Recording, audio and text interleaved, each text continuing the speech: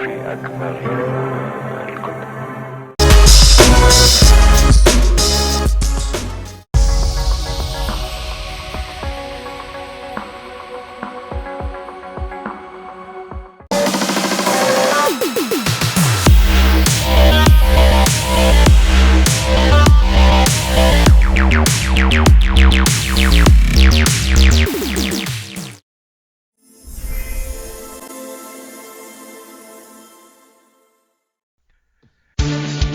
Congratulations, you have found the Lambcast, the official podcast of the large association of movie blogs, also known as the Lamb.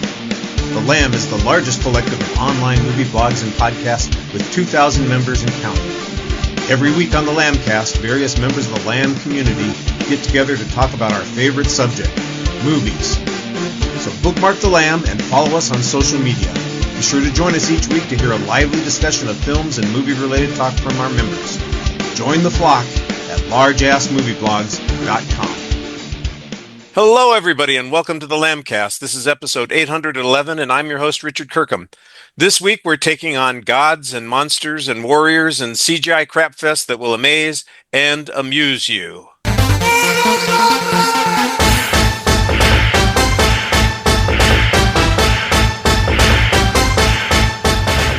You know, and of course, when you do that, you have to pay attention to what the video game is. Mortal Kombat 2 is the sequel to the reboot of the original game-inspired movie of a video series from 30 years ago featuring characters that millennials will recognize, but that boomers have no clue about. But we'll do the best we can anyway. This episode was delayed from October when the movie was originally scheduled to open, and that was not because of anybody on the show, but because the studio decided they'd make more money if they waited for summer. Well, today we're going to find out if they made the right choice. I have 4 combatants with me for this episode, each one hoping to win at Mortal Kombat and save the Lambcast from obliteration. I kind of hope they're able to do that. Let's meet the Lamb's Realms champions. Returning for round 2 after finishing off her opponent 5 years ago, Lisa Leahy. She's quick with a knife and a quip, so watch out for snarky comments that have been sharpened to a point. That'll be pretty much the best I can get, because I'm not so fast. My family has never been known for being fast, so I guess it's, a fast comment, and that's about it. Also returning from our previous episode, I'm sure her ancestors are watching, the reborn Jeanette Ward. I am so excited to be here, and be forewarned, I will be telling all of my Spirit Halloween monster grandbabies about this. An appropriate noob on the Mortal Kombat Lambcast show, given that his specialty is direct-to-video movies. He comes from his guest starring role in Uncaged Fury, Matthew Poirier. Noob. Yes, thank you for having me up. Yeah, I've got my quarter up on the console, and I'm ready for my turn. And finally, he may not have Transformer arms, and he doesn't shoot lightning bolts, but his secret power is pretty cool. He's incredibly handsome. The irrepressible and definitely reliable Aaron Newworth. It's official. You suck. Whoopsie! I'm here, and I'm to claim souls or something along those lines. And as usual, we'll start with our general thoughts, follow up with whatever floats your boat, and wait for spoilers until the last possible minute. Now, I'm not playing favorites when I ask Lisa to go first. It's just that she threatens to break my arms off and leave me for dead if I don't let her start talking. Round 1. I mean, part of the problem is you start first. You're always taking the first shot at me when I post my thoughts. So you know what? Turnabout is fair play, Richard. All good. Flawless. Yeah, thank you. Thank you. I mean, I'm a huge fan of Mortal Kombat in general. I may have actually bought an Xbox console just so I could play Mortal Kombat X. It's just one of those things. I was born at the right time. I was at the right age in high school when Mortal Kombat came into existence. I spent a lot of time at the arcades watching my friends play because I did not have the skill to play in public. And so when it came out at home on the SNES, I was all over it. I am an incessant button masher, and I don't care who knows. My character is Raiden, back, forward, over and over and over again, until you get so angry with me, I win because you couldn't last me. But anyway, obviously loved the cheesy 1995 film when that came out. Just a giant trip for all of my friends to go see it in the theater. I had a friend who took karate, and so, he and a buddy who did not decided they would spar all the time. I mean, that soundtrack was playing incessantly. And so it's just one of those things that if you say Mortal Kombat, I get the warm fuzzies. I am all about this franchise and every last version of it. And so, yeah, my opinions are a little less objective than maybe some of our other lambs, but I don't care. I think these films are super fun. I think the characters are amazing. The bad guys are always super entertaining, so that keeps my attention. And I've been like a 5-year-old headed to Disney World waiting for this film to come out. So very excited to get to talk about it with everybody today. My first thoughts, loved the 2021. I thought this one was a little less of quality, but more of popcorn fun. Definitely a lot of things here that are reactionary changes or inclusions or whatever based on what people thought of the first one, I think. But I'm good with it either way. I don't care what you give me. I will happily show up. Superb. Always glad to have your thoughts, Lisa. I was surprised that I didn't remember what you had said, and then I remembered why I was surprised, because I wasn't on the show when we did it 5 years ago. That might be why. It does explain a couple of things. Matt, you get to go next.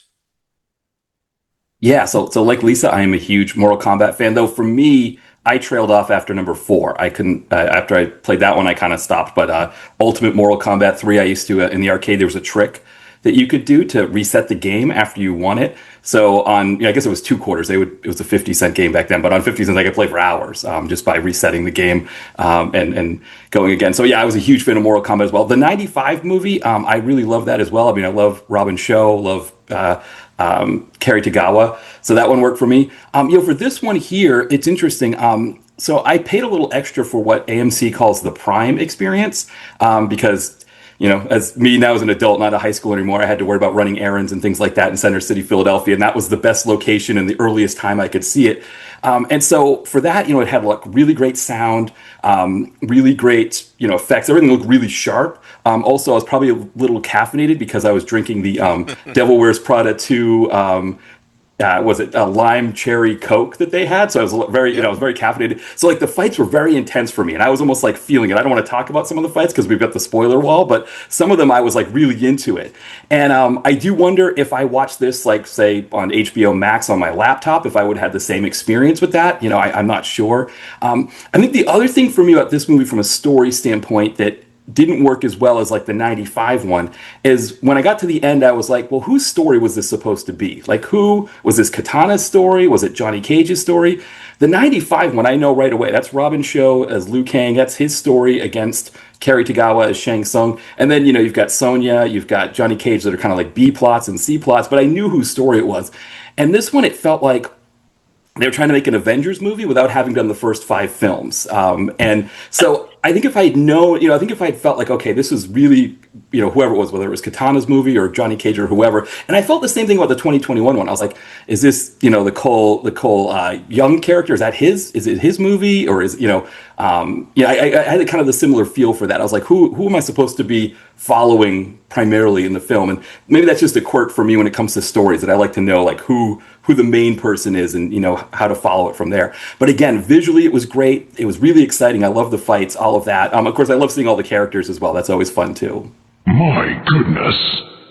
All right. Well, speaking of characters, we have Jeanette Ward on the show, and she's definitely going to be telling us about what her thoughts on the film were. I'm going to agree a lot with what both Lisa and Matt have said. Lisa and I have a similar, I think, backstory with this game. I bought Mortal Kombat Trilogy before I bought my PlayStation 1. I had the disc ready to go before I had the gaming system. It was, and every subsequent PS system I've bought, every PlayStation has been because they released a new game. Like I wasn't going out to get new PlayStations. It was, oh, there's a new Mortal Kombat that I have to upgrade in order to play. So that's kind of been my history. Again, yes, button smashing. I have no skill with these. I do maintain that I was able to figure out in the very first game Scorpion's fatality by button smashing. Now, admittedly, at the time it was like down, down, high punch, so it wasn't super complicated, but still, I was able to do it, which I always enjoyed. So Scorpion was always my favorite character, and yeah, the '95 movie. Oh my God, yes, came out at the right time for me. It was between freshman and sophomore year of college, and so what we did sophomore year was watch that movie constantly and play the game constantly. It was just so much fun. The movie kind of got the right vibe from the game of like, hey, let's just cast a bunch of folks, for the most part, who can do the fights. Let's have the tournament. Let's do all the fights. Let's make it cheesy. Let's make it fun. We're going to have a good time with this. And man, did Kerry Tagawa understand the assignment and owned that movie. Yes, it was clearly, as Matt said, a Liu Kang story. That was our center figure. That's who we're following. Yes, the others, both Sonya and Johnny Cage, have, as Raiden very clearly points out, their own things that they have to overcome. Johnny's ego, Sonya's enemy, but all of that came together in just to like, hey, don't think too hard about this. Here's some cool fights and a giant Goro puppet. Enjoy. The 2010 one I liked, but introducing Cole Young in by that point, yes, the very first Mortal Kombat game has like 6 playable characters, but by the time we get to the 2010 movie, the mythology is so steeped. There's hundreds of characters you could choose, and you introduce a new one to be the center of the movie? No thanks. And I love Louis Tan, and I will tell you right now, if you haven't watched Into the Badlands, which I'm pretty sure I said on the last one when we talked about this, go watch Into the Badlands. I love Louis Tan, but he could have been any one of so many other characters. Regardless, he could have been Shujinko. Whatever.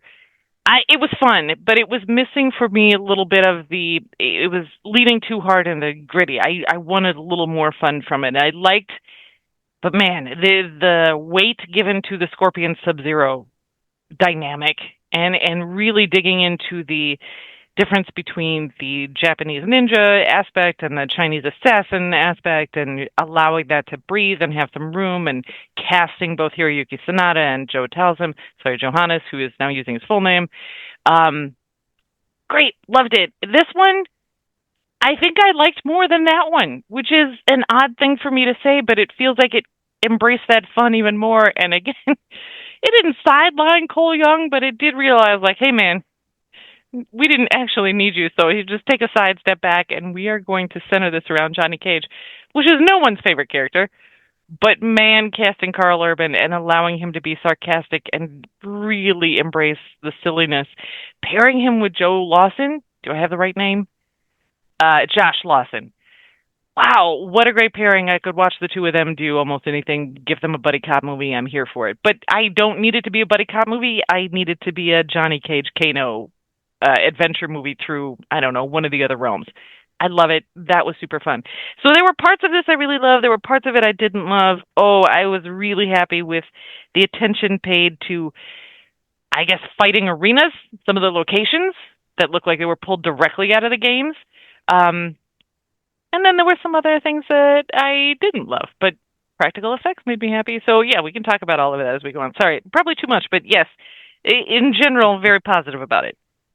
Never too much. Just keep pushing the buttons there, Jeanette. That's right. It'll work. It'll work. Aaron, what do you got to say? Well, first, Richard, I have a question to ask you. How did I do impersonating you on the episode I hosted the other week? You know, you did a great job. I liked the introduction very much. I thought it was excellent. And the smooth transitions between points, that was definitely me. So All right. you did a good impression. Thanks. All right. Now that we got that very important part out of the way, when it comes to Mortal Kombat, I like the games well enough. I haven't played all of them. I played a lot of them. I know the lore as well as I need to know the lore. None of this makes a difference when it comes to the movies, but I'm just happy to know that I'm a gamer. I like Mortal Kombat as well as I do. It's not my favorite, but it's not my least favorite. It's just, a game I play sometimes. I like the crossovers as well when it's like, oh yeah, let's throw DC characters in there. Why not?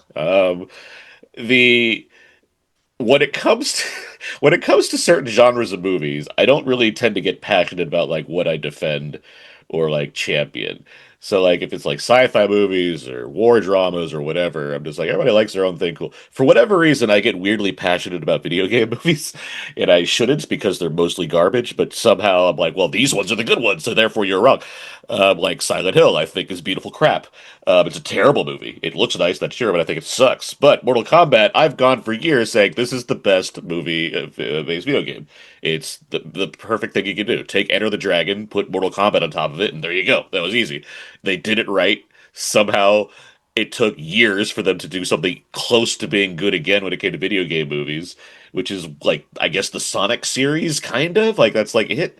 There's some other ones I like Detective Pikachu or whatever. But regardless, Mortal Kombat I've hold in, I'm not going to say high esteem just because I like it the most doesn't mean I think it's a great movie, but I do think it is very competent in what it's after. So, making new Mortal Kombat, we don't need to talk about Annihilation, by the way. We're making new Mortal Kombat movies. I'm like, all right, this is one of the easier like franchises I think to like put on the screen because there's not a lot of requirements here, which is somehow the problem with other movies. Like somehow Max Payne, it's like, what if we had no action? What? Like, so watching this one, I'm like, all right, let's do this. I think the 2021 movie, it's good. Not great, but it's good as far as like, all right, we got a cast of people here that can fight or at least do stunts.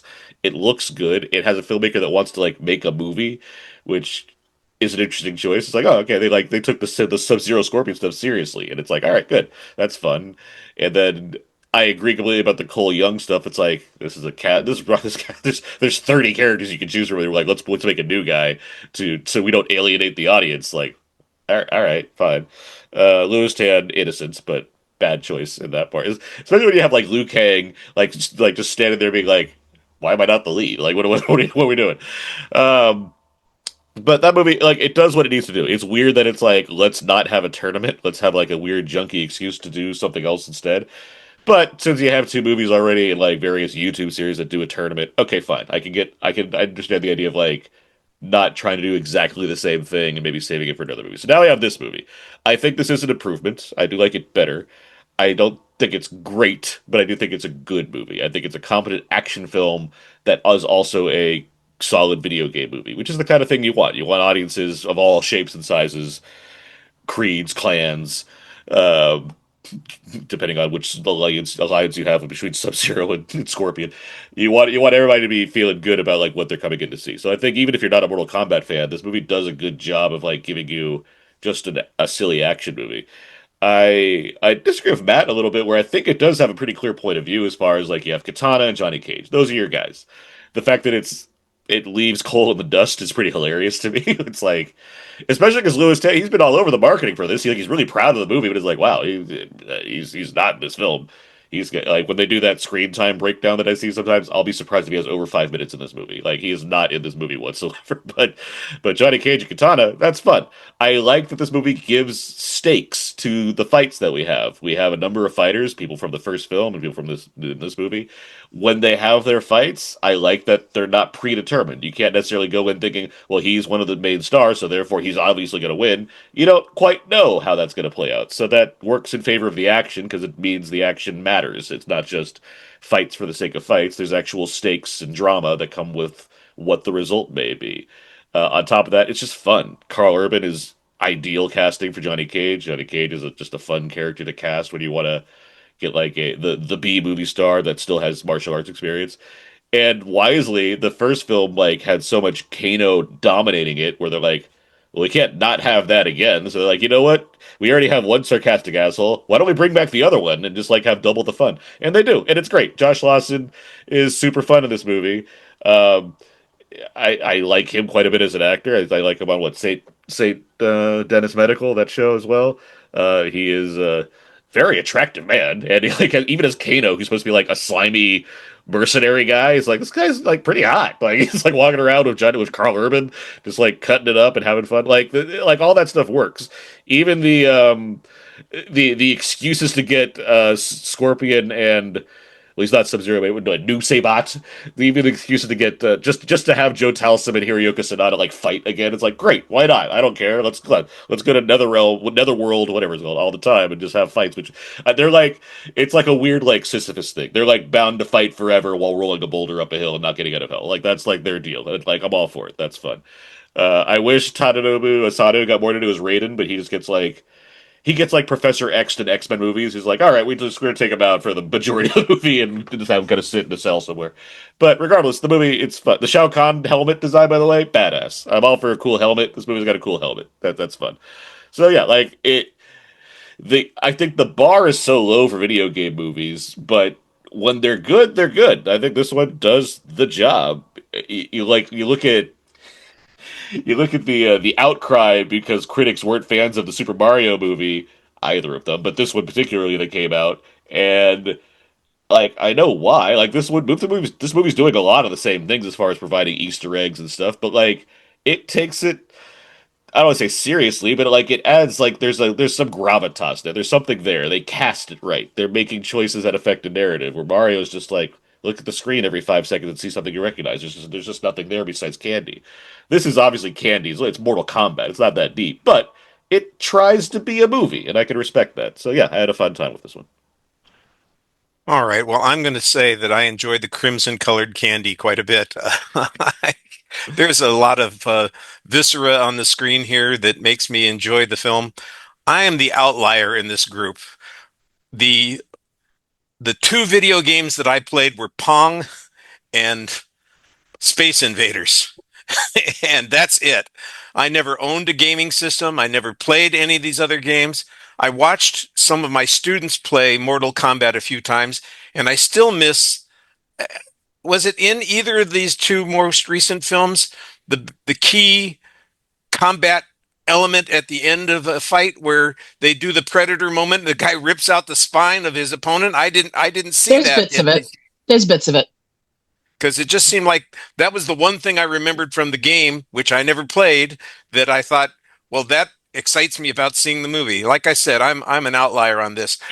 There are so many. Wrong. There's heads that get like shattered, but there's no like full on skull plus spinal column rip. I thought that was but isn't that a Sub-Zero fatality from one of them? I'm pretty sure it is, but I couldn't tell you. The games there's for sure. So but many games. The movies are lacking this. Like, if there's one thing I can complain about for sure, it's yes, there should be someone's head with an entire spinal column being ripped. They out really could have leaned into that a lot more. Like They've got little touches of it, but nothing that they should have gone full tilt with. If they properly make Mortal Kombat 3D, which is absolutely what it should be called, they should do that. Oh, and then, like, yes, they throws it right at the Yes, camera. please. Like that should be exactly Yes, what please. happens. Or even watch Bad Taste. Bad Taste has that scene. We're all coming plenty back of for movies- Mortal Kombat 3, right? Plenty of greats have this. If it happens, We'll all be back, for It's it. Yeah. happening. We're coming back.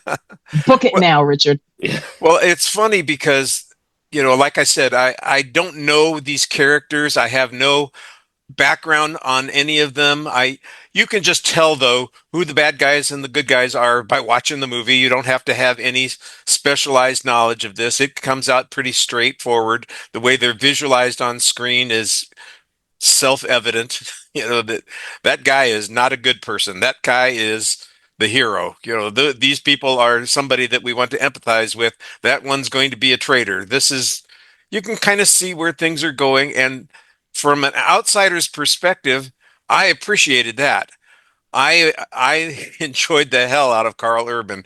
I thought that was the one thing that drew me in easily because I know what kind of actor he is and the kinds of characters he can play, and he seemed to be a natural fit for this, although he does seem a little more grizzled than some of the other characters, age-wise. Maybe that's one of the reasons I could relate to him. I'm not sure. But there was sufficient number of, let me see, bodies being dismembered by frisbee hats, hammers smashing heads, and assorted other face punching that I was satisfied with it. I literally had almost no memory of the 2021 movie. I know I saw it. I know I saw it because I went back to look and see if I had a review, and I did. And I said, "Oh, I did see it." So, like I said, I didn't do the Lambcast when it was on 5 years ago. Howard took over for the show for that week, and Jeanette and Lisa were both on that show, and they did a spectacular job because I listened to the show again just to catch up a little bit on what was going on. And it's not too different from what we're seeing here. Everybody seems to enjoy the video gameness of it, the fights of it. The difference between the two films that I see, the first one attempted to have a plot. I'm not sure why, and I'm not sure if it was very complete. This one doesn't even bother attempting to have a plot. This is, let's get to the fights as fast as we can, have them as often as we can, and make sure that they're as vicious as we can make them on screen. And you know what? I'm with that. I'm good for all of that kind of stuff. So, I enjoyed the hell out of it. It's craptacular. Craptacular. I'm gonna say that I'm not gonna argue that it's an amazing plot, but it does have a plot, which is why I like the movie. Yeah. Like Mario doesn't have a plot. Mario is jump from place to place. Something gets set up, something gets resolved 2 seconds later. This is like Katana has a revenge story because her father got killed by the Emperor Shao Kahn, and she has a long game plan where he's going to go and get the people from Earth Realm to help him in the tournament. Johnny Cage is washed up superstar, and he finds his calling, and he goes on the classic hero's journey. He even rejects the call right away. Right Like, away. it's That so is true. standard. Like I did appreciate again, that.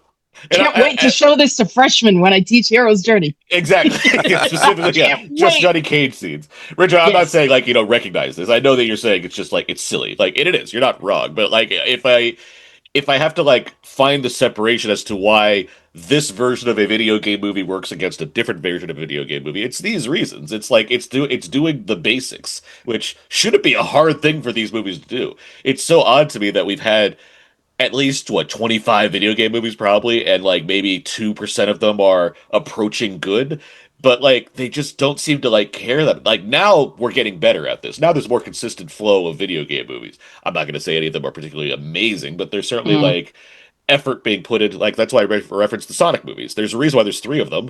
They're well reviewed and they're liked by people. They're doing maybe the bare minimum. They look good, they're fun. Jim Carrey gets to have a ball. I'm happy to see that. But they're at least they have a classic story arc as far as being buddy comedies / these hero movies, as far they're basically superhero movies that happen to have James Marsden sitting in the cockpit. It's just, that's something where this is, it's doing something. It's it has a very basic plot that involves a tournament, but it's not nothing. Well, and it's kind of interesting when you talk about the comparison, and maybe this is something we could talk about during the exit question, but the translation of video games to movies now, I think, is harder because we've reached a point where a lot of video games now, when they come out, often will have bigger, if not budgets, bigger box office, air quotes, than movies. Some video games do better than movies because of the time put in the storylines, because you can develop it over. When you look at playable time in a story-driven video game, it's 30 plus hours if you do end to end, and you really cannot get that level of story into a movie. So some of the current video games that come out and that they try to translate might not translate as well unless you do an HBO series where you can do 28 episodes of etc. But the first Mortal Kombat was Earthrealm's in danger. There's a tournament. Take the best fighters. Everybody fights. Period. It's exactly my point. I'll shut up for a while, but after this, it's exactly my point. No, I will, because I want to hear Matt. We'll interrupt when we need to. I want to hear from Matt. I want to hear from Lisa. I don't try. I just the exact point, Jeanette, you just made.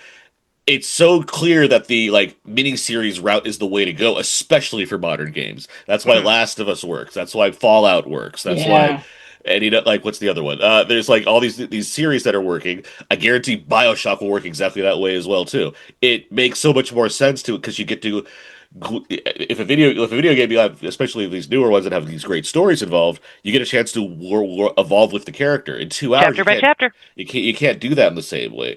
It's surprising to me that Resident Evil's still doing movies when it's you can clear that seems like an easy bait to do a horror series with, but whatever. I trust Zach Kreger, so we'll see how the movie goes that comes out later this year. But the miniseries format's just so adept for it, which I mean, I'd put less emphasis on if we could get even the simple ones right. Uncharted should be an easy slam dunk. It's you're just doing Indiana Jones and Skinny Jeans. Like that's an easy movie to make, and somehow they're like, let's cast it wrong, let's make it bad, like let's wait 10 years so Mark Wahlberg ages out of being Nathan Drake and has to be the older character.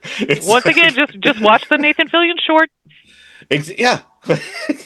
So yeah, I do think there's a way you can handle this for sure. It's by miniseries of movies. If you can't even get the simplistic games right, I don't know what to tell you about some of these more complicated ones they're trying. Like, Seriously. yeah, Assassin's Creed as an hour 40-minute movie. Sure, let's try that. Oh boy, I would love to see an Assassin's Creed series done well. I mean, seriously, and that would be like perfect option for a series. Just like you guys are saying, there's so much to those games. Well, and I think too, and maybe going back to Richard's point about being the one out of us that didn't play the game, I think one of the reasons why video game movies were so bad for so long was that it was people, no offense, Richard. That's okay. I said people even older than you. It was people older than you that were making the movies, in the 90s, and they were trying to make movies for kids, thinking like, for example, Mortal Kombat. I mean, I don't remember kids playing Mortal Kombat. I mean, I was a teenager, and I remember, kids that were slightly older than me, kids that were born like in the 70s that were playing Mortal Kombat. So when that came out in 95, this idea, well, we got to make it PG-13 because we want kids to be able to see it, when really it was more people in their 20s. Double Dragon was another one where they just didn't know how to parse it, and it was like, Double Dragon was big for kids in the late 80s, early 90s. When the movie came out, those kids were teenagers. They didn't want a movie made for kids that were 9 or 10 years old. They wanted a teenager movie. And I think now that we're getting older people, or we're getting people that were that age are now older. So, now we're in our 40s and 50s at this point, and we're making the movies. I think the same thing you could say about the Marvel films, where you got Kevin Feige, who grew up in the 80s with comic books and said, oh, you know what, I'm going to make them the way I think they should be made. And suddenly they all really work. I mean, comic book movies for so long, we'd get like dribs and drabs of good ones, but then, you get a lot of, for every good one, you'd get 2 or 3 bad ones. And then suddenly Kevin Feige has this run with the MCU that sort of is the exception that breaks the rule, or that proves the rule, I guess. But I think Mortal Kombat's another one of those that, like, maybe, as more and more people that grew up with the games are now the ones making the movies, we're going to start seeing maybe higher quality ones. But, again, to Ruby's point, there's been enough stinkers still with people that are old enough to make the movies, that grew up with the movies still making them. So I don't know. But Matt, this is such an excellent point, right? It's the Filoni versus Abrams effect. Right. It's understanding the source material on a level of a fan versus on a level of a creator or a moneymaker. And it makes such a difference. And there's nothing wrong with making something that's cheesy and fun if you do it with an appreciation and understanding of the source material, as opposed to making something that's cheesy and fun because and not fun because you don't understand the source material. And because you think kids are stupid and we're going to show up for anything, which frankly, they're not wrong. But if you want us to come back more than once, you need it to be good. It's fan service versus fan abuse.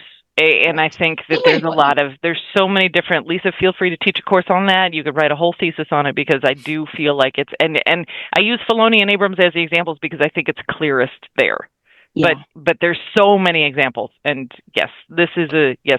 And I would say, I'm sure, and we can talk about this later as well, but I'm assuming all of you got the Street Fighter trailer in front of yours showing of Mortal Kombat as well, and it feels like, and I am definitely a Mortal Kombat girl versus a Street Fighter girl, so I have much less of knowledge about Street Fighter. My knowledge is entirely the first movie, which is probably not the best, but that looks like a movie made by somebody who played the original games and loved the original games, totally. Right? Yeah, so I think that is what we're not opposed to nostalgia. We're not opposed to fan service. If you do it with an appreciation and a love, we are here for it. Yes, in this movie, please set a fight in the bottom of the pit with the spikes, because we all remember that, and trying so hard to nail the throw so that you could throw your opponent onto one of those spikes, where it's just you just constantly are backing up, waiting to hit the button at the right moment so you can the amount of time that went to that. Oh my God.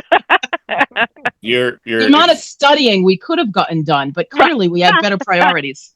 You're exactly right as far as all of you talking about this kind of how close you can adhere to something while also respecting it. That's such a key part of this. And some of these aren't successful, but like I think Warcraft was like a very good example of trying to do something that like represented someone that clearly had a passion for the game. Duncan Jones, he tried to I ultimately don't think it worked, but like It was an expensive movie, and it felt like someone that like had an idea of like all this lore he wanted to create, and if he was able to make sequels, he probably could have got an even better job done the second time around. But like I respected what he was trying to do. It's just unfortunate like it didn't work as well as I would have liked it to do. This year, we're in this weird point where we have both things that are siding on one side, like a Mario, or even like last year, like Minecraft. Although even Minecraft is like I didn't like it, but it's quirky enough where I can understand that Jared Hess I think gets Minecraft. I don't I'm not a big Jared Hess fan, so the movie didn't work for me. But like it's doing something.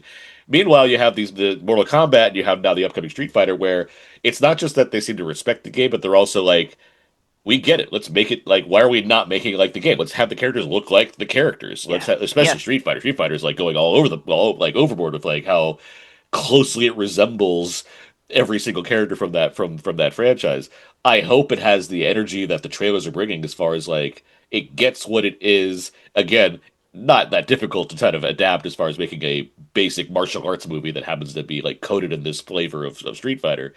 If it gets that, and we have this Mortal Kombat movie, and we have these smaller things like Exit 8 and Backrooms, which are basically like indie video games, we're in a pretty cool zone of people that are like, exactly like you said, have grown up with this material, so they're not only familiar with it, but they've also grown up to become filmmakers who respect how to like design something that works in the realm of film.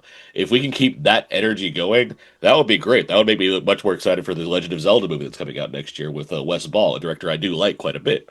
I I want to see that be the thing. I know we're not talking about we're talking more about video game movies as a whole as far as Mortal Kombat, but it's like what else is there to talk about Mortal Kombat? We had fun.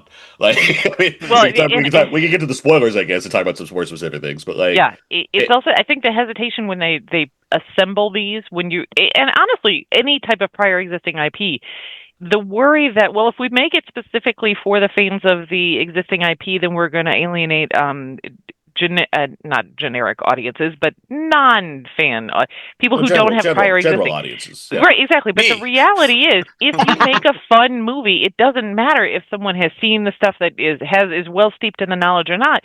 If the movie's fun, everyone's going to enjoy it. We're going to show up. Yep. That's it. It's weird that we're 2021. The first one was like, we still need to do a new character. Like, what? Like, I'm happy this movie's like, yeah, that was a mistake, but it's like weird that they didn't know that the first time around. Like, yeah. It's such it's a dumb choice, honestly. That's what I say that like knowing like I think we're all like fine with Louis Tan is not the problem. It's not his fault. He didn't write the script, but it's like it sucks that like he has the regard of like the online world, which is so important. Is like, what? Who's this guy? This guy sucks. And it's like, well, like, I see what they were doing. I can kind of respect the idea because it's like, look, we're not going to center on any particular existing character. Let's see if we can introduce a bunch of them, and then, all right, well, then how do we tell the story? Well, let's introduce this new guy. Okay, fine. An audience. The problem is, but it didn't land. You know, it's like the logic. They set up a certain like movie logic that would have made sense, where it's like he's the great grandson of Scorpion. So it's like, well, then why isn't he Scorpion? So that's exactly like if I'm making this movie, clearly the climax should be this guy morphs into Scorpion, like the new Scorpion. Yes, and we're all like, yes, this makes perfect sense, and we are now on board. But the problem is they cast one of the best actors in the world, Hiroyuki Sanada. So it's like, well, we can't not have him as Scorpion. Like, they painted themselves into a corner with that, you know, and so it's just one of those things. You know, and I think his what the hell, his Arcana, it didn't impress us. It's also like, oh, good, he gets a cool suit. All right. Like he's almost better defined in this movie. Like, I understood Cole better in this movie than I did in the movie that was about him. So, I feel like if that had been stronger, we probably would have lived. But I don't know. Like, we would have been like, yeah, all right, fine. As opposed to, who's this guy, you know? I have a question for you guys, if your audiences were the same. So I saw this at a press screening, so it was mostly critics, but there was some, like, influencers. Some nerds. There were nerds in there. But no, there's plenty. Most critics are nerds. Believe me, there's not a big separation. Not the ones who write for the publications I see. But when Kano gets there, right? Raiden transports him, and Actually, that's one thing I want to point out. Something I also like about this movie, there's more wonder in this film than the first one. Yeah, When Kano agreed. Yep. experiences this new world for the first time, he actually looks like it matters to him. It's like, I just walked through lightning and now I'm somewhere else. Where the first movie, like Cole and his family see like Goro come out of a portal, they're like, oh, that's one of those four arms guys. That's neat, I guess. I don't know. Like Right, they yeah. don't like seem Yeah. to care about if there's like crazy shit happening. There's like, oh, there's a guy off ice. I guess we should run away. Like they're not like, there's a guy making ice with his hands. That's the craziest thing I've ever seen. Like that's what Right. like they should be It's like. This, but snowing they're in not. July. But Yeah. like this one, like has more like it gets more mileage out of like, oh yeah, there's mystical shit happening, and we should probably like respect the fact that that's going on. Anyway, when Kano, when Johnny Cage gets there, and everyone's explaining like what the whole tournament deal is, and Raiden's talking very super seriously, we get to Cole, and he's like, I had to choose leaving my wife and daughter, and I don't know if I'm ever gonna see Yes. them again. The audience erupted in laughter. Yes, And 100%. Absolutely. So, 100%, so and that's I the- believe that is perfect. That's what we needed. He absolutely. It was what was his name? A Dead Meat speech from Hot Shots. You remember the character Dead Meat? yeah. It was so perfect. And I was like, at that moment, I was like, well, kind of love you, Louis Tam, but bye bye. He signed his autograph on that one. Okay, so we all the same because it's like he's playing it very seriously, but Yeah, the movie yeah. is not like suggesting this needs to be the thing that he needs to say right now. But all right, good, all right. All right. Well, we're going to assume at this point that anybody who wants to know anything about this movie that doesn't already know it is about to be informed. We're going to drop a spoiler wall. I don't think that there are big surprises here. You know what? Characters get killed, and it doesn't end with the bad guys winning. So, whatever you guys want to talk about is Characters fine. get killed, and we're all like, oh, okay, bye. Okay, so now that we're in spoiler space, back to Cole again. Oh my God. Not only do they smash his head into Spectacular. pieces, but then he like throws his body into acid, and it's like you're not coming back. Like everybody else Oh my might, you're God. probably not. Everyone Again, else is enough- coming back except the main character that we spent the full movie introducing. And another one of the fight zones where how much time did you spend trying to uppercut so that the body would fall into the pit of acid? Yes. I just kept thinking, like, God, nail the toasty. Nail it. Come on, just step into Yes. this. I wish we had gotten that. That's one of those little things like Johnny Cage wobbling on his feet. I was cackling. I'm So like, good. let's go So with good. this. Thank But you. also, Yeah. the Ed Boon cameo where he does not Yes. say toasty, unacceptable. Delightful that he's there. Delightful that he tells Johnny, you're usually more animated. Spectacular. But why did he not then serve him a flaming shot in which he could go Something toasty? should have I happened. I would be surprised if like multiple takes that just like couldn't find one that like worked of him like That making worked. that work in the film, like I think that's shoving fair. Toasty into the movie. Oh my God. That's fair. That's fair. Oh, that could have been great. But honestly, you could have popped it up in the corner of that fight in the pit, and I think all of us would have been delighted. And people We who don't wouldn't know have what it cared. is would have been like, "What happened?" Yep. Amazing. We would have Can been we- like, that's it. I'm in. Can we talk about the Shao Yes. Kahn's plan and the involving amulets and wizards and all? I So didn't need any of that. Quan Chi is not a character I needed. It's fine that he's there, but I didn't need it. But also, I thought whatever. it was kind of cool that they got Harriman back for that. I Yeah, was I like, like all right, that. I like that you're bringing him back because he was, obviously Cabal not making it to the next film, but still we're going to bring this actor back. I was like, all right, I can respect that. what, Well, having a necromancer. Well, that's how I you had bring an everybody argument with back. my brother. My brother had a problem with the fact that none of the stakes mattered because at the end it Yes. was like, let's go get back all of our friends who died. And me, I was like, you know what? Yeah, great. I had a friend who was mad about that too. Yeah. Yeah, he was like, what the hell is the point then? Yeah, it's fine. That's the game. That's That's the game, that's yeah. the Exactly. game. So like, Mortal Kombat trilogy, right? You go like the one you were talking about, Jeanette. I remember that one playing for hours in college, but it's like it has. I mean, also to your point about Cole Young or the Louis Tan's character being Scorpion. Why not have two Scorpions? The video game had two Sub-Zeros. It had two. They love their ninja characters. Like, Oh my god, replaceable ninjas. Yep. You could have old, it classic. could have been Scorpion. Ermac. Who knows? Like, do anything. Like, Exactly. Yeah, that Ermac was the one that if you beat Ermac when you won Ultimate Mortal Kombat in the arcade, if you hit a certain button, you could reset the game. So it was like I would win it. You lose to him for the first round. You have him beat you the first round. Then the second round, you'd beat him without getting hit, and I could use Sindel and not get hit. And it's so weird how complicated this.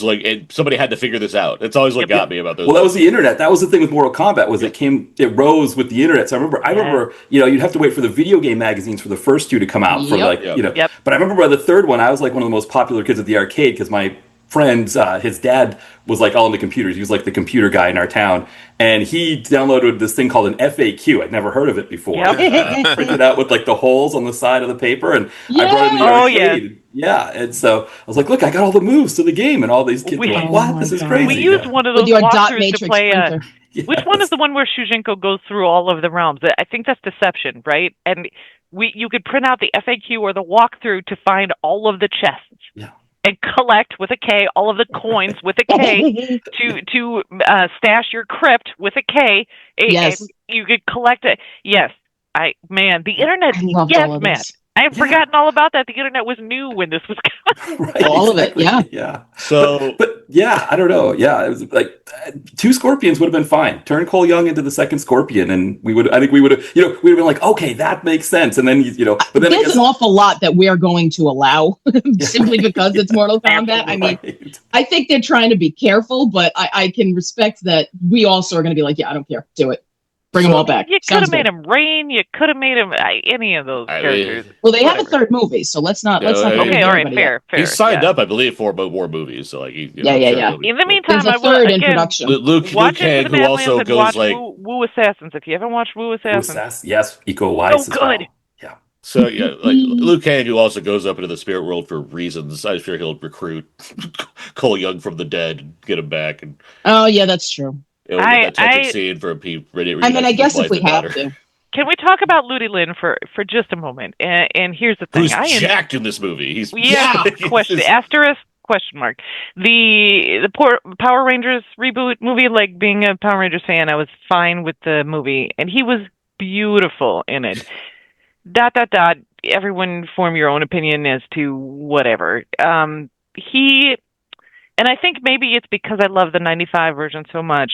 Liu Kang, you just default to, well, Liu Kang is the Earthrealm's mightiest fighter. He's our hero. And I both appreciate and feel slightly like, that he's not in this, but I think that Ludi understands his assignment. He is overly serious because Liu Kang has to be. He's the greatest champion in the realm.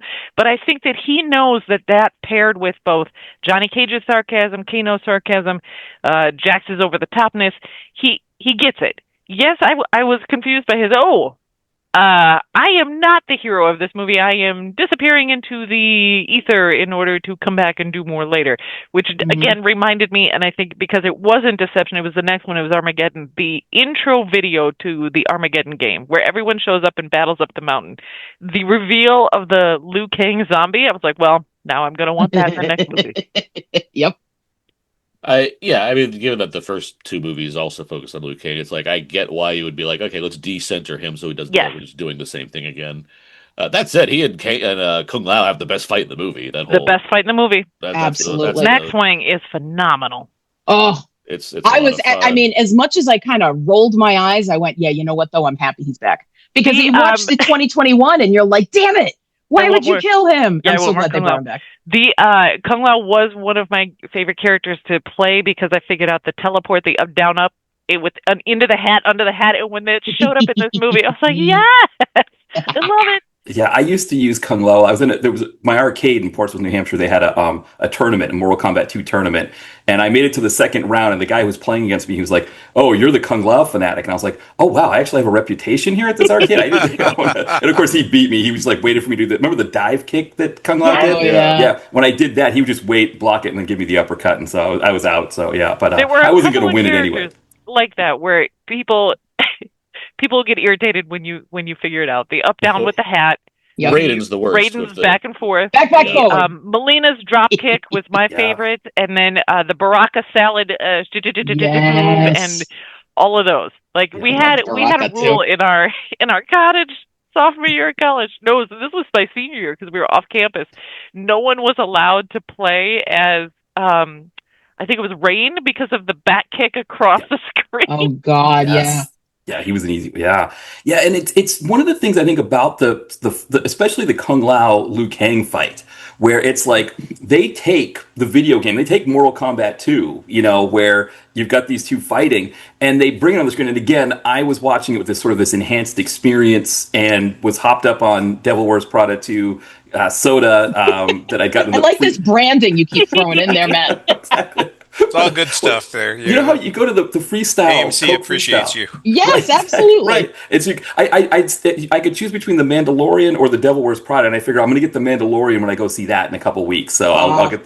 I'm not planning on seeing Devil Wears Prada. Yeah. So the cherry lime is what you're looking for.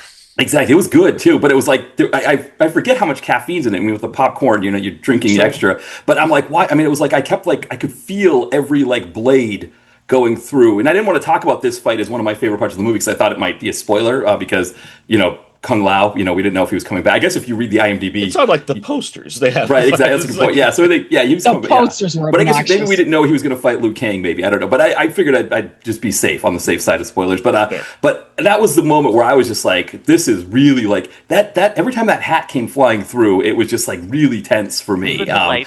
Yeah, I loved that. That was for me one of the best moments. I mean, I liked the end fight with Katana and Shao Kahn. I think for me again, I just felt like we lost Katana for big chunks of the movie, and so when she fights at the end, I'm like, man, it felt like I don't know. I felt like it was going to be a team up thing where she was going to team up with Liu Kang and Sonya to fight Shao Kahn, and instead when they're like, no, it's your fight to have. I was like, I wish I had more of her, maybe a couple more fights with her throughout the movie. And it's also, the movie's not perfect, but it makes it hard because it's like Katana's on the other side. So how many fights could she do against our heroes and then not kill them before you can't keep doing this and have Shao Kahn be like, "What's up, girl? What's going on?" If we could talk about the tournament aspect of it for a bit, I think one of the things I loved about the '95 version was the tournament was everybody. Yeah. I miss having some red shirt fights. You know what I mean? This felt kind of rushed. It was like, wow, this is sort of anticlimactic. Give me some fights where one of the big fighters fights like a no-name dude so that we see how good they are. Because they spent 40 minutes on this amulet plot that doesn't make any difference. That's the problem. Nobody cared about. Yep. Yeah. Isn't Shao Kahn a bad enough baddie? That's my thing. Well, yeah, but it was Shao Kahn getting a cheat code. Why does he need an ambulance? He's won all these tournaments, and he's like, you know what I need to do? Cheat. Dude, you seem to have the Raiden should be the one sweating bullets. He's lost 9 tournaments in a row, and he should be the one being like, maybe I should go do my selection process a little differently. I'm choosing terrible fighters if I've lost after 3. If you lose 3 tournaments in a row, you should probably reconsider how you're getting me on your team. Yes, you don't lose 9 and be like, you know who I need? Johnny Cage. Exactly. I wonder if Canada's going to be like that with the Olympics, right? They lose 9 Olympics in a row and finally, okay, maybe we need to have a better training. Your college football coach would be out. Yes, that's the truth. After Michigan 1, let alone 9. Earth should have kicked out Raiden. They'd be like, where's the other gods? Who else is protecting us over here? Is Shinnok around or Fujin? Isn't Fujin the wind guy? Let's get him in. They seem to get jobs done. Right. The boosters would have been paying out an 8-figure salary to Raiden while they bring in the replacement, but Mars hasn't been invaded by Outworld. What's going on there? By the way, my favorite Kano thing is 2 things. One is when because he has the amulet just in his pocket or whatever, and James is like, we didn't even need to bring him back to life. That's really funny. That is so good. I desperately want the outtakes of Josh Lawson. Because some of those lines had to be improv. It caught me so. My theater reacted because when he talks about here we're gonna do this and do that, and then Pretty Boy's gonna give me a wristy, and then we're out of here. And my theater was like, wait, what? And then so good. That dude is so fast and so funny. Amazing. And I'll just throw in a second. Yes, watch St. Dennis Medical. If only for him, he is so good. The other bit is him describing why he's working with the Earth. He's like, because Outworld sucks, and I'm like, he's right. He's like, it's just this wasteland and rocks. It's there's nothing to do. It was so perfect. That's all the whole description was amazing. Someone says this out loud. It's like, there's nothing here. This is Outworld. I also, oh my god! First of all, I always enjoyed playing as Baraka. I love getting to see a bunch of Tarkatans. I love the practical effects on his mouth. Yes, cheesy, but that's what I wanted. It looked great, and the interactions between him and God, Carl Urban selling the sarcasticness. He was like, "Oh, you know what? I got this. Hold on." Because Baraka's at first, Liu Kang was like, "Yeah, I'm going to challenge you so that you can join us. We need your help to get into the castle." Great, makes sense. And Baraka's like, "No, I'm not interested. Also, I'm taller than you expected me to be." And then when Johnny Cage is like, "Oh, great, I got this. I'm going to sell him into fighting," and then Baraka's like, "Yeah, I'm going to fight you now." That whole sequence was so well done. I enjoyed the Johnny it so much. effing Cage, I was crying. I'm like, this is amazing. I love it so much. The flip, and if you're not on Instagram, just for the sake of follow Ludi Lin, he posted a video of the actor's name is C.J. Bloomfield, in full Baraka makeup, playing the guitar and singing an Ed Sheeran song. It is beautiful. Oh, now you've given me something I have to look for the visual podcast. Maybe I can send it to you. Hey, you always want us to. That's perfect. Perfect. I appreciate that. Well, what else do we need to talk about before we finish up here? I wish there were more fights. This is the tournament.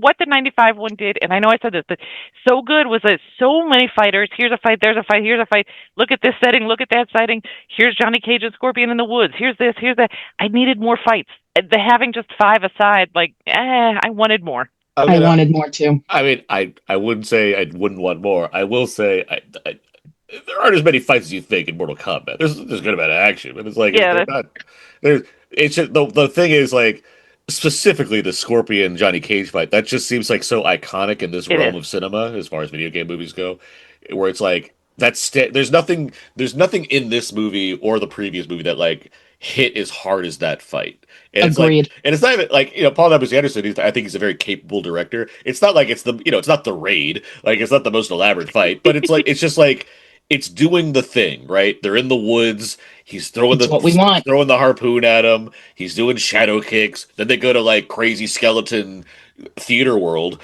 where there's nothing but scaffolding and bones.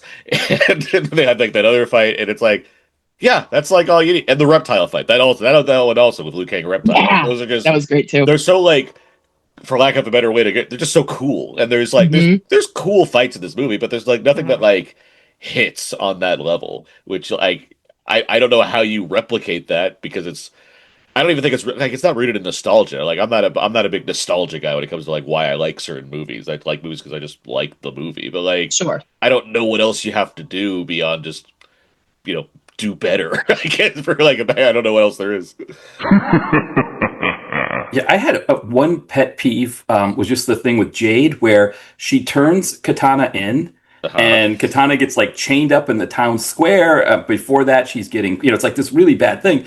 And then it's just sort of oh, well, you went down and helped the Netherworld. People get the amulet thing. So everything's forgiven and you're okay. And it's now you're the hand of the king. Yeah, all right. And it's I don't know if that's and I don't want to use a real world experience because it might be too, cut closer. But it's if you turn somebody in for something because you think they did a crime that they didn't really do, and then they spent time in jail or whatever, and, then they get out, it's but because the person advocated to get them out of jail, suddenly it's it's okay. It's well, no, but you're the reason I'm in jail in the first place. Well, I don't know if we can be friends we were before. That's fair. But if I could, it's I hope you're all watching Maul. It's the two boots factor, right? Where she literally thought she was following the rules and then realized, oh no, this system is bad. And now I will shatter the Shao Kahn head on my staff.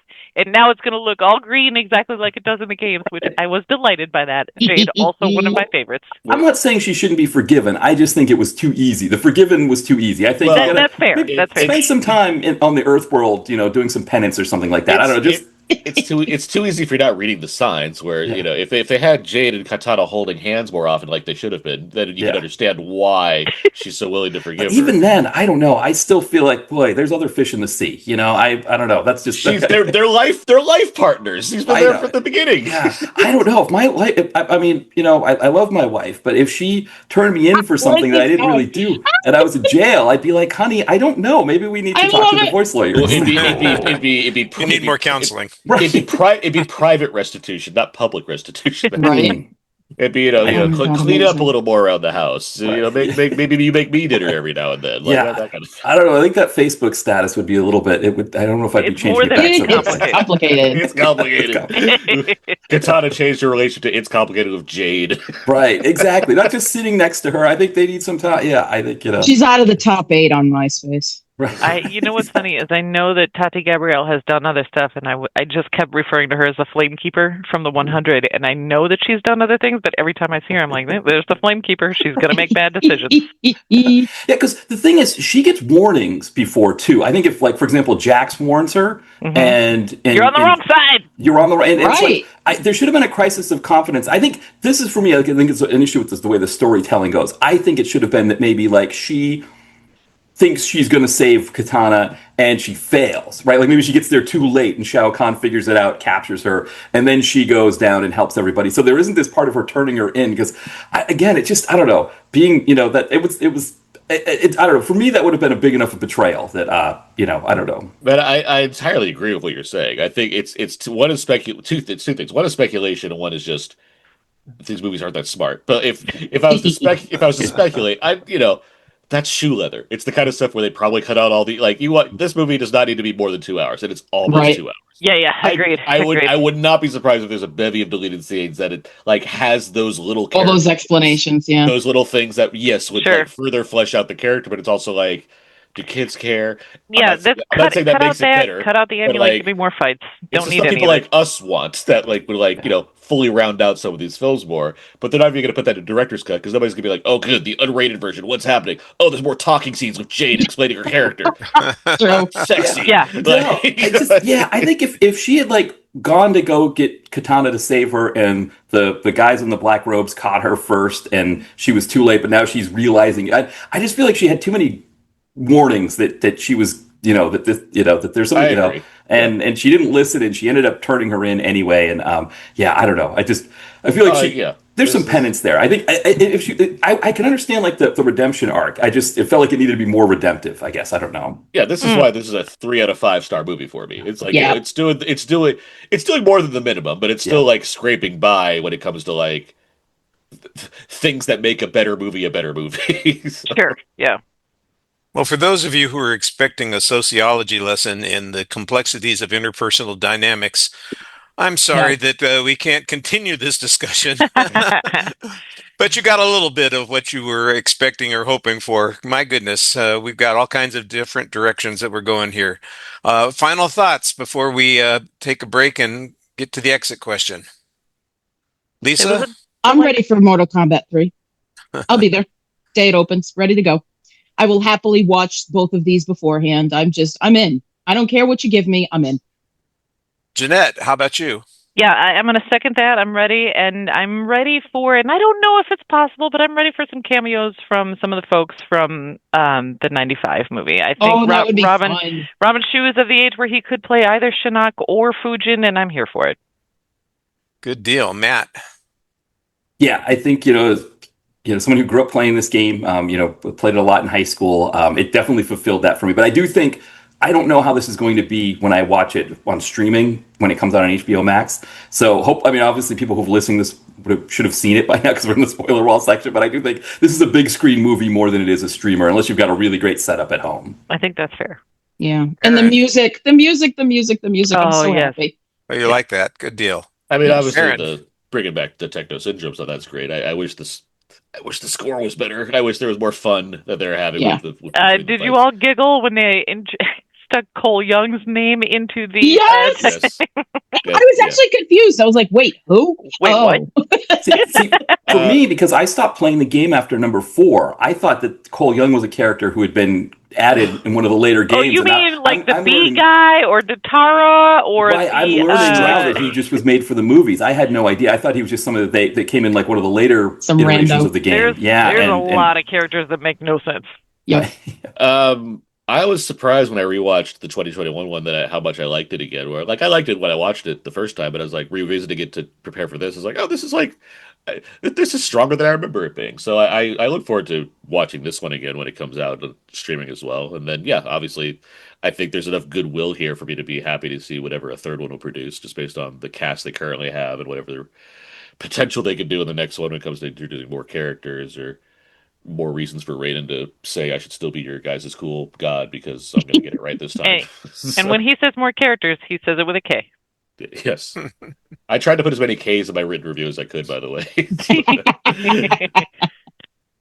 All right, well, we're going to call it a close here on our discussion of Mortal Kombat 2. We're going to take a quick break to hear from a fellow Lamb Podcasting Network show, and then we'll be back with our exit question of the week. Coming soon, it's the year 2045, and the small town of Cleveland, Ohio is about to face something like you've never seen before. As people live their normal lives, the crops in the neighboring farm towns are being eaten up, and it doesn't stop there. Soon it's the animals too, then the streets, and now this deadly force is headed to the city. Dr. Bug Blaster has an idea of what's going on, but she needs just the proof. She needs the proof to get the government to finally respond and send in the National Guard. You don't understand. The centipedes are real, and they're out there, and they're hurting people. Still, that's not stopping her from taking on these giant arthropods from outer space. She's designed a specially designed weapon that fires small darts at the dreaded insects. Sure, it only splits them into more centipedes, each faster than the last, but it's all she can do for now to take down the enemy. Bugs, quick, aim for the head. From Universal Pictures and producer Jerry Bruckheimer, Jessica Chastain stars in the Michael Bay production of Centipede, coming this June. We're back, and it's time for the exit question. All these gamers on this show seem to have important opinions about a variety of video games and their cinematic counterparts. And so that's what the question is about. What other video game adaptions are worthy of our attention? Now, we may have gotten to some of these already because we were all over the place on video games during this discussion, but I'll bet some of you have opinions about video games that we haven't covered yet, and here's your chance. Matt, let's start with you. Is there a video game adaptation for a movie that you think needs a little bit more of our attention or something that's worthwhile? No, I really couldn't. I had trouble thinking of one for this. I mean, going back to Mortal Kombat, there was a mini series that HBO Max actually has that had like Michael Jai White as Jax. That was pretty good. I like that one. But again, that's the same franchise as this. So I was kind of hard pressed to think of a good one. I mean, there's other fighting ones like Dead or Alive. That was a decent one. Tekken, the first Tekken is a little bit better, I think, than the second one.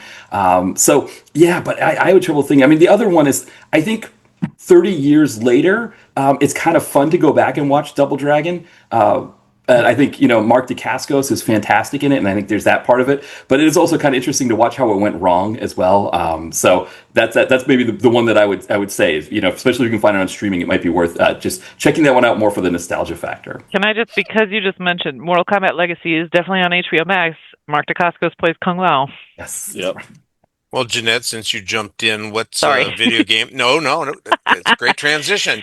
What's a game adaptation that you approve of? Yeah, that I approve of. That's interesting, right? Because I think Uncharted is the game that I have replayed the most. I love the Arkham games, but I love the Uncharted games, and I've played all of them multiple times over, and I'm so disappointed by that movie, because it should have been Nathan Fillion. The short movie that Fillion made with Stephen Lang is brilliant and shows an absolute affinity of someone who's played all of those games over and over again, and that's the movie I wish I got. Anyway, moving on. Talking about the Carl Urban-ness of this, I enjoyed Doom, and that's a game I never played, but there is a sequence in it in which it shifts to the first-person shooter aspect once Carl Urban descends into the madness of the monsters on Mars, and you proceed to kind of blow away a lot of monsters in first-person shooter mode. It's kind of fun. It's got Carl Urban. It's got The Rock.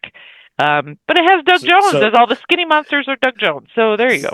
So just to be clear, you like the Carl Urban Doom movie because of the scene that doesn't involve Carl Urban because you're in first person. I'm just that. And then there's still an hour and 40 minutes of crap around it. But yeah, right. For people who play the game, I feel like that is the aspect. I enjoyed the rest of it. There was having no connection to the game and seeing that movie without playing the game.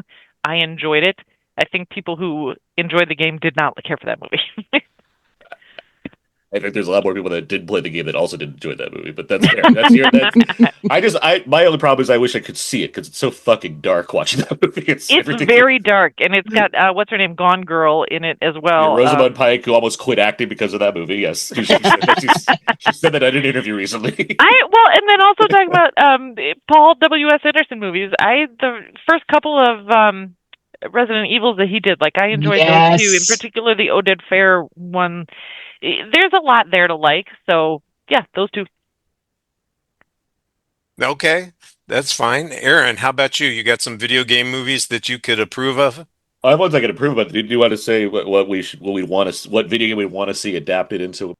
Bugs, quick, aim for the head. From Universal Pictures and producer Jerry Bruckheimer, Jessica Chastain stars in the Michael Bay production of Centipede, coming this June. Can I shut up and take my money? Absolutely. Before you even got to Michael Bay, I was like, please put Michael Bay in charge of this. I will watch the hell out of this. I love that. When I first read this question the way you did, Aaron, and I was like, "Oh, we got to make a Galaga movie." And I wanted the end of it to be that the guy talks to a sage person who gives him the trick where you can get the bugs to stop shooting at you. And he was going to learn that trick. But so, like the fact that you went with the '80s one, I wondered we need like an '80s cinematic universe, '80s video game cinematic universe. But Centipede is perfect. And setting it in Cleveland, going back to Double Dragon, that's beautiful. I love the idea of Centipede in Cleveland. I'm so happy with how both you, Lisa, and you, Richard, read those lines. That's so perfect for what I was going for. I take my job very seriously, Aaron. I got you whenever. You need keep my line simple. I can do it. I want you to isolate just this clip, Richard. It's like its own thing. Well, what you need to do, Richard, is make this the ad from a lab sponsor. This is coming soon, and I'm going to do exactly that. Yes. As far as video game movies, I approve of. Like I said, Mortal Kombat's my favorite one. There's a smaller movie called Werewolves Within from a couple years ago that's quite good. I think that's really great. I do like the Street Fighter movie of Jean-Claude Van Damme. That's like silly fun in like. I mean, Raul Julia. Yeah, Raul Julia is so great, and like he was literally dying while making he was it was like what and cancer. Ming-Na, she's fabulous. Like the whole it's so quirky and weird. Like it does the job for what that kind of thing is. It's dumb, but it's not. There's far more movies that are serious and bad than this one is, where it's like this just has fun doing what it's doing. So. The joke, and I think about this all the time, but later in the movie when things are going to hell and they're watching some sort of destruction on like the screens, and all of a sudden, and I think it's Zangief leads in and goes, "Quick, change the channel!" Every time, cracks me up. That's fun. Detective Pikachu, I quite like, and that Rampage movie. Speaking of, as far as good rock video game movies, I like Rampage quite a bit. That was a fun one. I mean, you got kaiju battles with that's going to win me over pretty easily. So same. Lisa, how about you? So I'm going to make sure I get my niche end over here. We already talked a little bit about Resident Evil and Silent Hill, and Silent Hill just makes me happy because of the sound of the siren. I'm such a fan of like weird sounds like that, and that one, every time I watch it, it just entertains me. I'm going to throw some shout out to Until Dawn from last year. Fun. I like that. Which was so silly and chaotic. And it was a movie that didn't take itself too seriously. For a film that for a game that was the reason I bought the PlayStation. It's like I bought the Xbox for Mortal Kombat X and I bought the PlayStation for Until Dawn. In my defense, I waited a good year or so before I caved. So at least there was that. But, for one of those butterfly effect games where you could have gone so many different ways, to take the basic premise of it and just be like, nope, you're going to replay every day and it's going to be absolute nuts. It was just a fun movie, and I think like it's getting a little bit of attention on Netflix. It's not some brilliant thing, but you know what? It's fun. And Iron Lung was a lot better than I think people expected it to be. And Markiplier's gotten a massive fan base that gets him the money that people show up for. But I also think that the movie was really very interesting, and for a simple premise of being stuck in this one place and trying to determine what's going on outside of this contraption that you're stuck in at the bottom of this sea of blood. The gore of that movie is just, again, more chaos. It's just, they're fun horror movies. And I do want to say I want to bring up one that I was disappointed in. I am really bummed that the mortuary assistant didn't land better than it did. This is an outstanding, fun game where you play this girl Rebecca who is, embalming bodies. And I have a friend who is actually a mortician, and he watched me play it while I was streaming it one day and was like, "Yeah, this is pretty damn accurate, actually." And just like you end up having fun because there's one of the 3 bodies you embalm is possessed by a demon that you have to identify in order to, get rid of it. But the game is great because the demons are messing with you while you're trying to do your job. And after you get past the jump scares, you're basically telling the demons to go away because you're busy. There's a lot of great lore to the game, and the movie it missed the mark. I'm not sure what it was exactly because they got, actors to play the 2 main characters. Of course, I don't have my IMDb up, so I don't have their names. So I see Willa Holland and Paul Sparks. People like Paul Sparks did such a good job. He's got the tone, he's got the voice quality, he sounds like the character from the movie, and they're pulling score directly from the film. So there's moments where you get the little fuzzies because you're like watching this movie and you're like, oh, there's the music. Okay, cool. And I don't know what happened. It got very disappointing for something that could have been really scary. But I don't know. There's something about that game that I love so much that I really wish the film had landed. All right, and I'll toss in my 2 cents here for somebody who's never played any of these video games, didn't know some of the movies were based on video games. I'm already stepping in it here because I enjoyed Uncharted. I, I like a swashbuckler film. I'll throw in another one that I know will get me some derision, Prince of Persia. another movie that I couldn't give a damn about the video game. I just enjoyed the 2 hours that I was watching Jake Gyllenhaal pretend to be a Middle Eastern hero. I guess ignorance really is bliss. Yes, it is in this case apparently. And Rampage was fun. I didn't realize it was a video game either, but Monster Hunter was. I enjoyed the heck out of that. Monster Hunter is fun. I like Monster Hunter quite a bit. It has a Hell in the Pacific vibe where it's like Mila Jovovich and the Tony Jaa as like 2 like people that can't speak the same language. Like of all movies to reference, Hell in the Pacific is what we're going for with Monster Hunter. That's fun. I like that, and I'll end there. So. Thank you all very much for offering your opinions, and I'm sure that somebody will take up those opinions and use them to make a selection for their evening tonight when they are trying to choose what video game to play or what movie to watch. Nice. I want to give you a chance to direct us toward anything that you think people would enjoy watching or listening to or reading. So, Lisa, let's start with you. Have you got something that people can turn their eyes or ears to? So I'm kind of on a bit of a hiatus due to some grad classes I'm taking. So at this point, I'm not regularly appearing on any particular podcast. I'm just making appearances on other people's. So which we appreciate, by the way. Hey, I'm happy to do it. I love it. In lieu of just listening specifically for me, you can check out rabbitholepodcast.com and check out the array of shows that we've got over there. If movies are your thing, if music is your thing, if just random titles for books, and just wanted to see what's happening on somebody's brain today, we've got a podcast for you. So go check us out there at rabbitholepodcast.com. Matt, how about you? What's going on the direct-to-video connoisseur? Yes, dtvconnoisseur.blogspot.com. That's where you can find links to everything. That's where the sites are with the reviews. We review mostly action movies because that seems to be where the engagement comes, but I've been doing more erotic thrillers as well. So if you're kind of into 90s erotic thrillers, we've been doing that more. Also the podcast, same thing, a lot of direct-to-video action movies, both new and old, but also mixing in more erotic thrillers recently. Most recently, we did a couple Gregory Dark ones, Body of Influence and Stranger by Night. So you can definitely check that out. And then my newest novel, Mark in Sales, is available on Kindle Unlimited, and paperback from Amazon. It follows the main character, Mark, who is a salesperson who is really good at selling cut-rate health insurance. And as he's being successful like this, he's seeing that, one, it's taking a toll on his family because he's spending time away from them, but 2, he's seeing the toll it's taking on the employees of the companies that are buying this cut-rate health insurance when it comes to things like losing providers,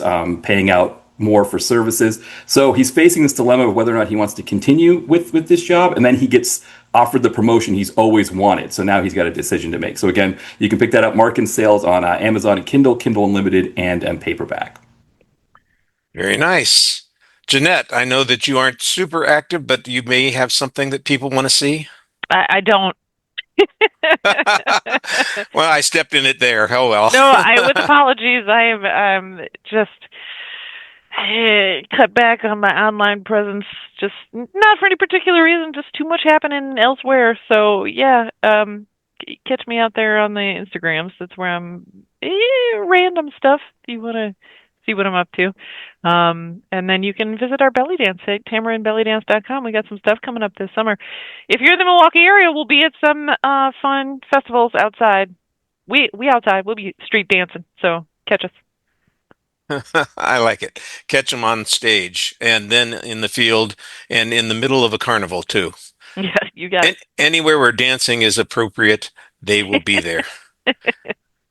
And Aaron, I know that you've got a ton of stuff that you can promote, so why don't you pick a couple of things? All right. Well, I write for Weekly of Entertainment. Movie reviews can be found there. Everything I do can be found on my personal Substack page, thecodezeek.substack.com. I'm the host of a couple other podcasts. I co-host Out Now with Aaron and Abe. My friend Abe and I discuss movies on a weekly basis with other film critics and film fanatics. And of course, there is Richard, you might have known the other show I host is an award-winning podcast, but as of this week, we are now a two-time award-winning podcast. Oh, wow. That is Two Black Guys Talk Godzilla. My friend and fellow film critic Terrence Johnson and I discuss Godzilla films in chronological order. We've just finished up the Heisei era, the 90s series of Godzilla films. So up next is the Millennium series and, of course, the 98 Emmerich movie. That said, before we get to all that... The way you said that. Yep, it's not anticipated by me to watch, but it He's a completist. But before we actually get to that, Terrence and I are going to Japan next week. We're going to be out in Japan doing fun Godzilla stuff and seeing the country and everything. So that's what's on the docket coming up soon. Are you watching Monarch? Oh, yeah.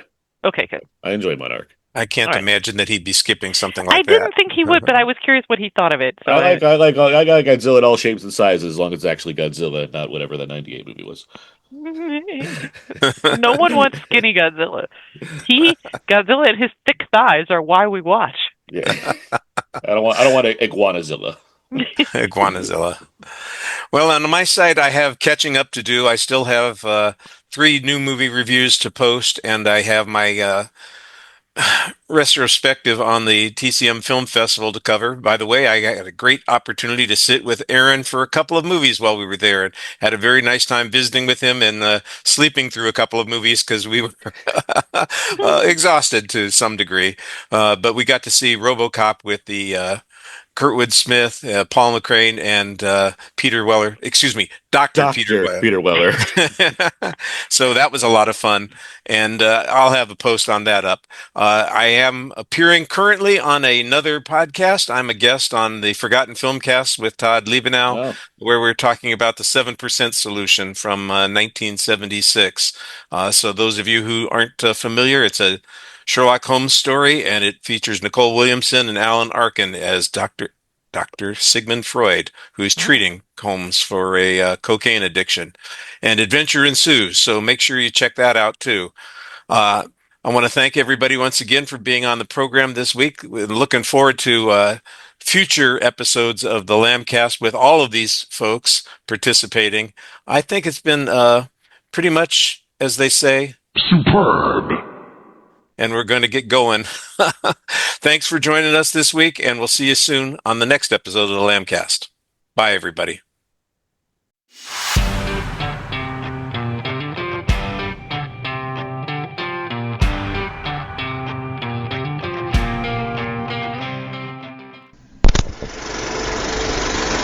You've been listening to the Lambcast. If you have an idea for a show or would like to join us on the Lambcast, contact us at largeassmovieblogs.com. Find us on Facebook, just search for Lambcast, or on X, formerly Twitter, at Lambcast. And you can find us on YouTube as well. The Lamb site can be found at largeassmovieblogs.com. We'd also love it if you would leave a review on iTunes.